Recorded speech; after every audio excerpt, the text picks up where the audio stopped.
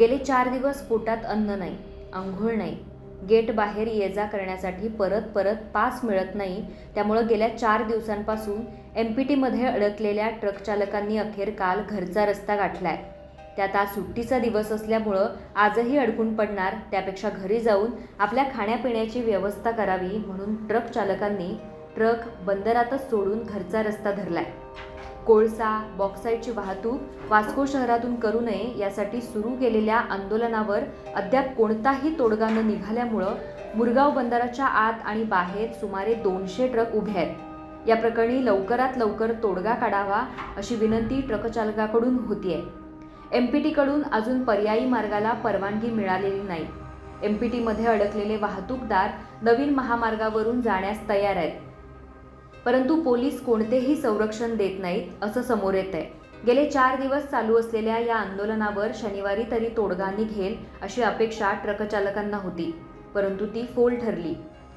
आंदोलनकर्त्यांना नागरिकांचा पाठिंबा असल्यामुळे ते मागे हटण्यास तयार होत नाहीयेत। इथला कोळसा वाहतूक व्यवसाय हा शहर भागातून बंद करा अशी मागणी सतत केली जात होती, परंतु त्याची दखल घेण्यात आली नव्हती।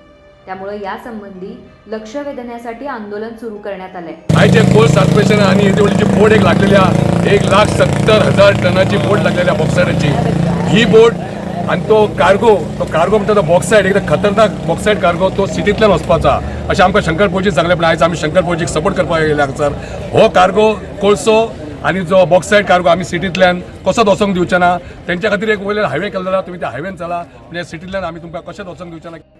प्रदूषण नियंत्रण मंडळाचे अधिकारी इथे येऊन प्रदूषणाची मात्रा तपासतील, त्यानंतर त्यांच्या अहवालानुसार पुढचे निर्णय होतील असे वाटत होते, परंतु काही कारणास्तव तेही न आल्यानं ट्रक चालक निराश झाले आहेत। कोळसा आणि बॉक्साईटची वाहतूक शहर भागातून होत असल्यामुळं लोकांना प्रदूषणाला सामोरं जावं लागतंय। त्यामुळे ही वाहतूक सडा चौकातून बायना उड्डाणपूल वरुणापुरी मार्गानं वळवण्यात यावी या मागणीसाठी सडा भागातील काही सामाजिक कार्यकर्त्यांनी गुरुवारपासून आंदोलन सुरू केलंय। आता बोर्ड लागलेली आहा आणि केप सायज वेसल घेऊन येयल्या ते आता आम्ही याच्या पयलीं खूब फावटी बोवाळ केल्लो। इवन हांगासर पब्लीक हियरिंग सुद्दां जाल्लेले आणि इल्लिगल ड्रेजिंगाचेर इशू उलयताले लोक खूब सारके। ते इल्लिगल ड्रेजिंग कित्याक करताले न्हू ते आयज कळोन चुकले की हे केप वेसल हाडपाक कळ्ळें तुका 1 lakh ton 2 lakh ton 3 lakh ton.